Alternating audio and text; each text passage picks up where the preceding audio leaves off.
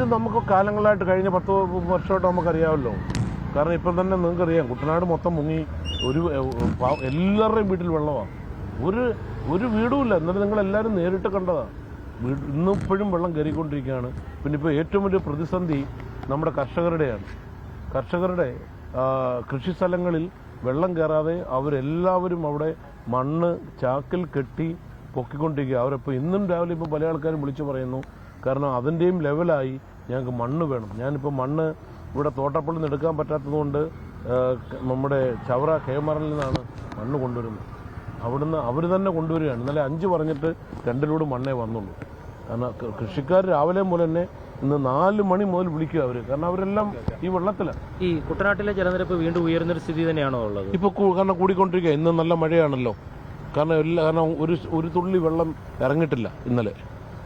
ഒട്ടും ഇറങ്ങിയിട്ടില്ല. എല്ലായിടത്തും നല്ല ശരിക്കും വെള്ളം കയറി കിടക്കുകയാണ്. കാരണം അത് നമ്മൾ ഇവിടെ കൂടെ ഇത് പോകാനുള്ള മാർഗ്ഗമുള്ളൂ.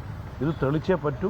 തീർച്ചയായിട്ടും ഞാനിപ്പം ഇതിന് ഇപ്പോൾ കളക്ടറേയും വിളിച്ചിട്ട് ഇത് തീർച്ചയായിട്ടും ഇത് മൊത്തം തുറക്കാനുള്ള നടപടിയിലോട്ട് MLA പറഞ്ഞിട്ട് ഈ ജനപ്രതിനിധികൾ പറഞ്ഞിട്ട് ഈ ഉദ്യോഗസ്ഥർക്ക് ഇത് ചെയ്യാനായിട്ട് സാധിക്കുന്നില്ല എങ്കിൽ ഉദ്യോഗസ്ഥരുടെ ഭാഗത്തുനിന്ന് എന്താണെന്ന് ചോദിക്കണം. കാരണം എന്താണ് ചോദിക്കും ഞാനിപ്പോൾ. കാരണം ഇന്നലെ ഞാൻ വിളിച്ച് നേരിട്ട് കളക്ടറോടും പറഞ്ഞാണ്. അതിനുശേഷം ഞാൻ വിളിച്ച് എക്സിക്യൂട്ടീവ് എഞ്ചിനീയറോടും പറഞ്ഞാണ് അവിടെ ഇത് മൊത്തം വർക്ക് ചെയ്യണം.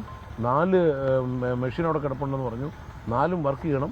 അത് നല്ലതോ ചീത്ത മൊത്തം തുറന്നു വെക്കാൻ പറഞ്ഞു. കാരണം ജനങ്ങൾക്കൊരു ആശങ്ക ഉണ്ടാവരുത്. കാരണം ഇത് തുറന്നിട്ടില്ല, അതുകൊണ്ട് ഇവിടെ വെള്ളം നിൽക്കുന്നു എന്നുള്ളത്. അവിടെ തുറക്കണം. നല്ല താഴ്ച തുറന്നു വെച്ചേ പറ്റൂ.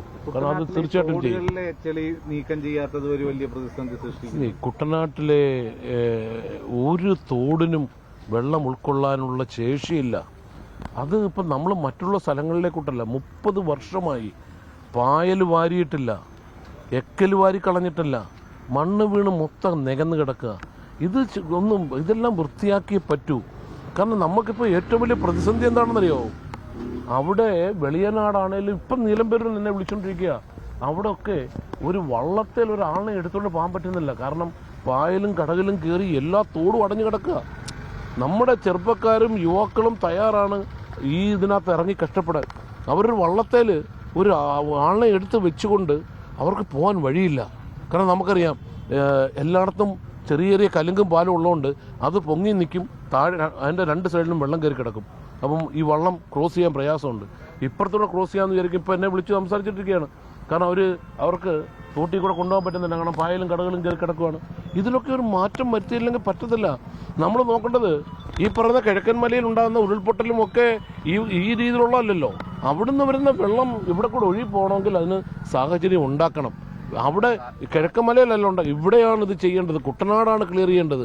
കുട്ടനാട് ക്ലിയർ ചെയ്തെങ്കിലേ ഈ തോട്ടപ്പള്ളി കൂടെയും നമ്മുടെ കായംകുളം കായലിൽ കൂടെ ഇത് ഒഴുകി പോകത്തുള്ളൂ.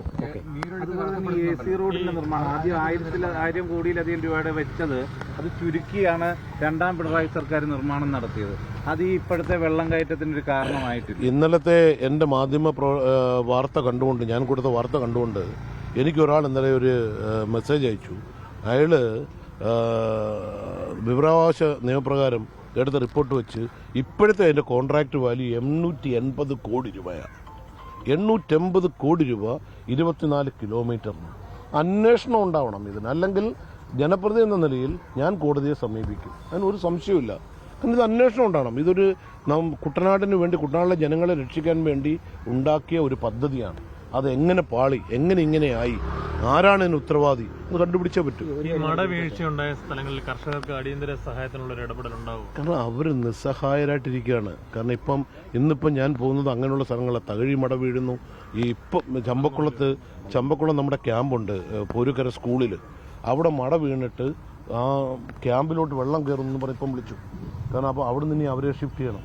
കുറച്ച് പേരെ നമുക്ക് മിക്കവാറും ആലപ്പുഴയിലൊക്കെ മാറ്റേണ്ട അവസ്ഥ വരും. കാരണം അവിടെ ക്യാമ്പുകളിൽ വെള്ളം കയറുന്നതനുസരിച്ച്. അത് മാത്രമല്ല, ഏറ്റവും നമ്മൾ പ്രയാസപ്പെടുന്നത് നമ്മുടെ ഈ ആൾക്കാർക്ക്. കാരണം താഴെയുള്ള ടോയ്ലറ്റിലെ അഴുക്കെല്ലാം പുറത്തോട്ട് വരികയും മുകളിൽ പോലും പോയി ഉപയോഗിക്കാൻ പറ്റാത്ത വളരെ ദയനീയമായ അവസ്ഥയാണ്.